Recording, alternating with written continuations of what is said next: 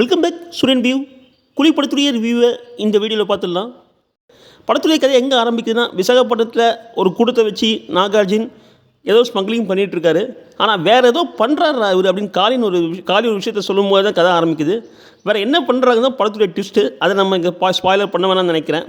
அவருக்கு வேலை செய்ய ராஜசேகரை கொடுத்துருவாங்க. ராஜசேகர சத்யராஜ் கூட சுதிஹாசனும் இருக்காங்க, அவருடைய பொண்ணா. அவருக்கு கீழே 2 தங்கச்சிங்க. சத்யராஜ் மறைமுகமாக கொல்லப்படுறாரு. அவருடைய கொலைக்காக அவருடைய பழைய நம்பரான ரஜினிகாந்த் சுதிஹாசனோட திருப்பி அந்த துறைமுகத்தில் நுழையிறாரு. அதுக்கப்புறம் அந்த பழி வாங்கினாரா, யார் கொலை பண்ணாங்க சத்யராஜ் அப்படின்ற மாதிரி தான் கதை. படத்துடைய வில்லனா நாகார்ஜுன் தான் சொல்கிறாங்க. ஆனால் எனக்கு இன்னும் படத்துடைய வில்லனா சௌபின் சாகர் தான்.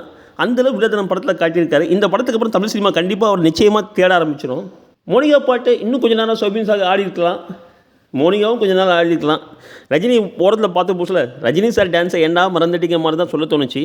படத்தில் ரஜினி தான் மாஸ் காட்டியிருக்காரு. நிறைய இடத்துல லாஜிக் மிஸ் ஆனால் ரஜினி படம் என்பது அப்பப்போ ஞாபகத்தில் வச்சு பார்க்க வேண்டியதாக இருக்குது. ஃபைட் சீனில் இந்த வயசுக்கு இதெல்லாம் பாசிபிளே கல்ல. ரஜினிகிட்ட அந்த வேகம் அப்படியே தான் இருக்குது. டான்ஸும் அந்தளவு ஆடிருக்காரு. ஒரு பாட்டுக்கு டாக் காமெடியும் பண்ணியிருக்காரு.